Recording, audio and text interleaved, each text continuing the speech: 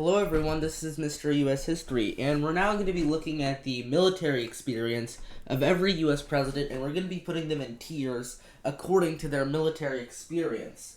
So, this is something new we're going to be doing, but let's just take a look at this. So, George Washington, he was, as you know, as you probably know, he was a Revolutionary War hero, commander-in-chief of the Continental Army in the Revolutionary War. I also believe he also served in the 7 Years' War or the French and Indian War as a colonel and then as a general. So he pretty much had a long military service, which is why we give him an S tier. Also, he was posthumously given the rank of General of the Armies. So Washington is an S. Next, we've got John Adams. John Adams is an F. He never even served in the military. Same with Thomas Jefferson. I believe Jefferson was I think he was a colonel or something, but he never actually had actual combat. Same with Madison. Monroe gets a C. I think he was just like a colonel, but he actually did serve in combat, and he was wounded in the Battle of Trenton. And actually, in that famous painting of Washington crossing the Delaware, you can see Monroe there. Next up, you've got John Quincy Adams. Quincy Adams is an F. He did not serve. He did not even serve in. He did not even have any. He wasn't even enlisted in the army. Though I'll actually put at Jefferson and Madison in the D tier because they actually did at least serve in the army, even though they didn't have any combat. Meanwhile, Jackson gets an A for obvious reasons. He was a military hero of the War of 1812 and fought numerous battles with the Native American tribes in the Deep South, most notably the Creek War, as well as especially the Battle of New Orleans, is why he is very famous. He was a major general, I believe, and yeah, I don't think we need to go that much into that. So, Martin Van Buren's an F. I don't think he served in the military at all, in contrast to his successor, Old Tippecanoe, who was was a war hero from the War of 1812, mainly known for the Battle of Tippecanoe and battles with Tecumseh's Confederacy as the military governor of Indiana. Though I don't think he had that much battle experience as Andrew Jackson, which is why he's only at B tier. John Tyler was just a captain in the War of 1812. Nothing really that notable he did in the military. James Polk did not even serve in the military, even though he actually did call for a war with Mexico. Zachary Taylor, on the other hand, is an A, like Andrew Jackson, or I think, Taylor is an A. I believe he served also in the War of 1812, as well as in numerous wars with Native Americans. I don't know which one, but I think there was this war with the Native Americans which earned him the nickname Old Rough and Ready. Also, he's mainly known for his service in the Mexican-American War, particularly in the Battle of Buena Vista. Now we've got Millard Fillmore. I don't think Fillmore even served in the military. Now, Franklin Pierce was an actual somewhat war hero. He served in the Mexican-American War, I think I believe he served in the Mexican-American War. I know he served there, and I know he was noted for his service there, and that's what was a main reason why he was chosen by the Democratic Party. Yeah, he was a brigadier general in the Mexican-American War, most notably in the Battle of Contreras, where he basically got knocked off of his horse and pretty much fainted because of an injury. And now we've got James Buchanan. Buchanan, I believe, just served as a captain or I think he just served as a captain in the War of 1812. Same with Lincoln. Next up, we've got Andrew Johnson. Andrew Johnson was military governor of Tennessee when Tennessee was a battleground state in the Civil War, because Eastern Tennessee was strongly pro-Union, but Central Tennessee and Western Tennessee were both pro-Confederacy, which led to the secession of Tennessee from the Union. But nevertheless, Johnson still remained loyal to the Union despite his state seceding, and he was a brigadier general when he was military governor of Tennessee, but other than that, he had no military experience. Now, Ulysses S. Grant, I want to put him in S tier, but you know what? I'll make a separate tier that separates Grant and Washington. I'll call it A+. This is where Grant belongs. He was the commanding general of the United States Army during the American Civil War, which is a much higher rank than Major General, which, or you know what, actually, I can delete this row, and instead, where's Grant go? Okay, here he is. I'll put Grant instead in the A tier, and I'll move Jackson and Taylor down to the B tier.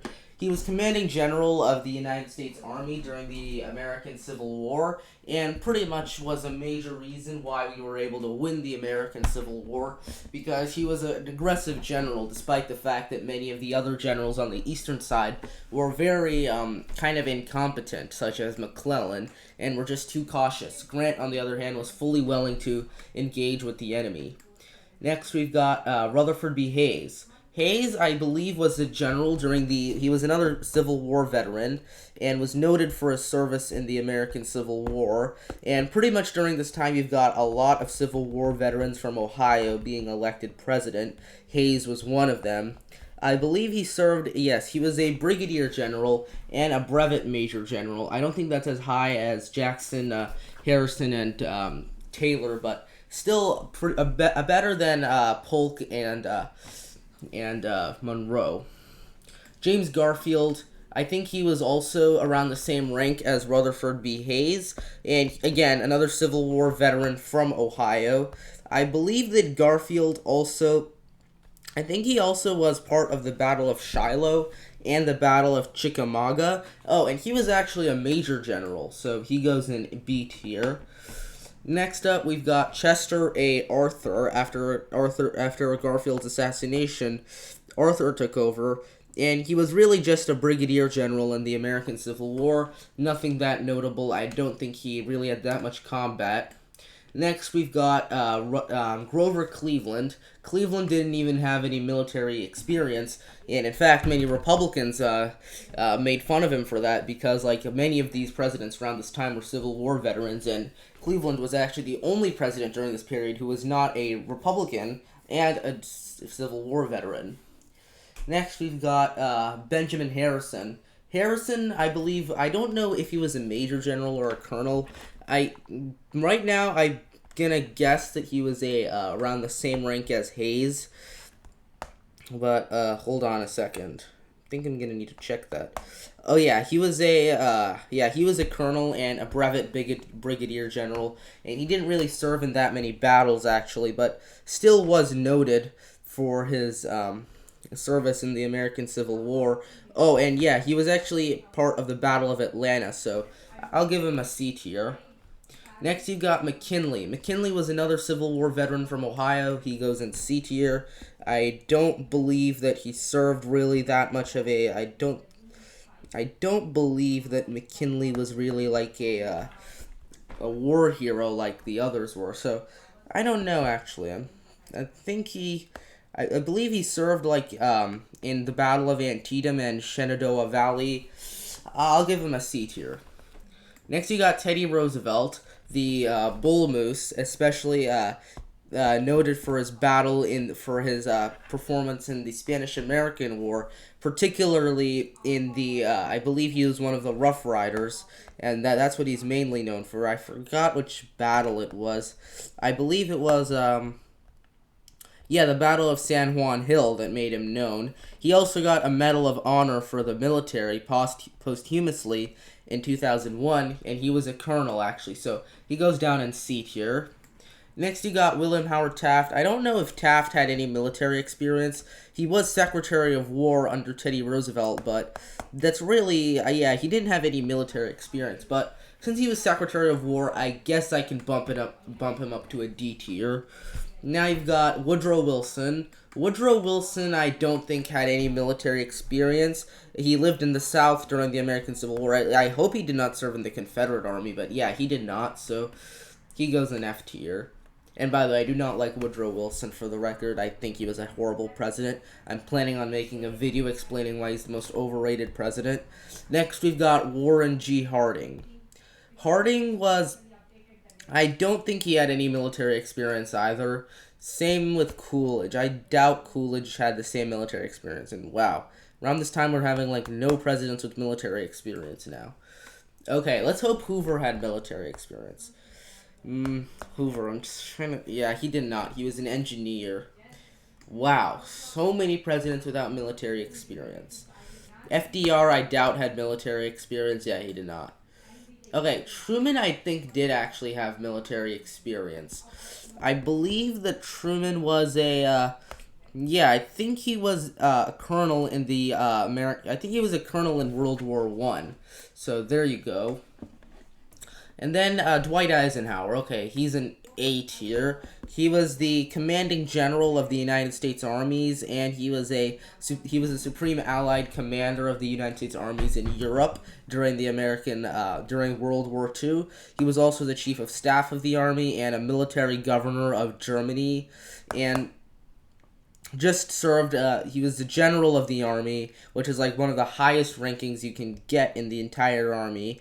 He was also part of the Puerto Villa expedition, and I actually think he was a 5-star general, so he got the second highest rank. I'd actually maybe even put him around the same tier as Washington. I don't know though. He's not that same tier, so he goes in A tier. Next, we've got John F. Kennedy. Not as much of a military experience as Ike, but he still has military experience. He served in World War II as a lieutenant in the United States Navy. He goes in the C tier and was an actual war hero. Next, you got LBJ. I doubt that LBJ had any military experience whatsoever. Oh, he actually did. Yeah, he was a commander in World War II, but really, like, I think he did actually serve in combat, so I'll put him in a D tier. Alright, next up we've got Richard Nixon. I know that Richard Nixon served in the Army, and I think he was a commander, which is a pretty low ranking, and he did serve in combat, but commander's still too low of a ranking to put him up, even if they did serve in combat. So I'm going to put Nixon and LBJ in the D tier. And I believe that next up we've got Gerald R. Ford. Ford did serve as a lieutenant commander in World War II, but that's really it, and that's even lower than commander, so he's a D tier. And Jimmy Carter, I don't know if Carter, yeah, he did. He was a lieutenant, but that's not a high rank. Also, I think that Carter didn't, and he was a lieutenant in the Navy, and I don't think he had that much, like, actual, like, he did get awards for his service in the military, so I'll put Carter as a C tier.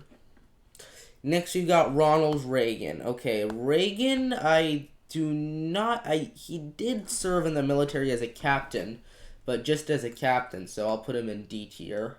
Next, you've got George H.W. Bush. Okay, George H.W. Bush goes in the C tier. I'll move Carter down to D.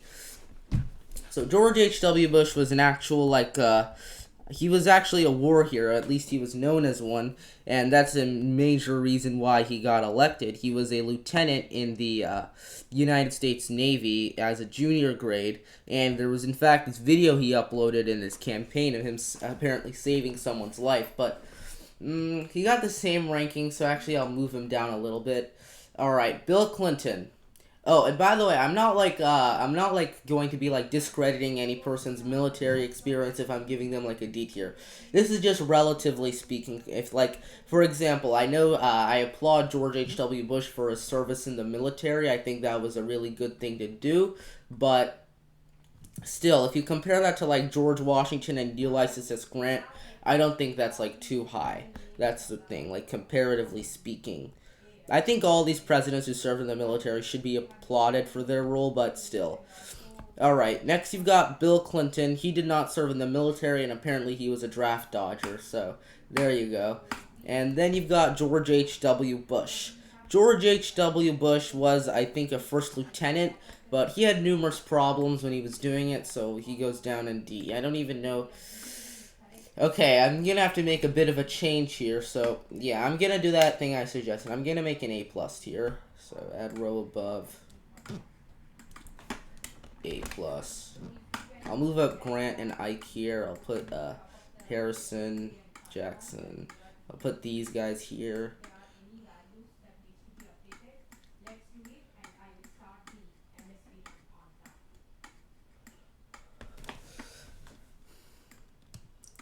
And then I'll put LBJ, Nixon, Ford, Reagan, Bush, and yeah, there you go. Now this is proper. So now we're going to move on to the next president, who is going to be, so George W. Bush, yeah, not really that notable.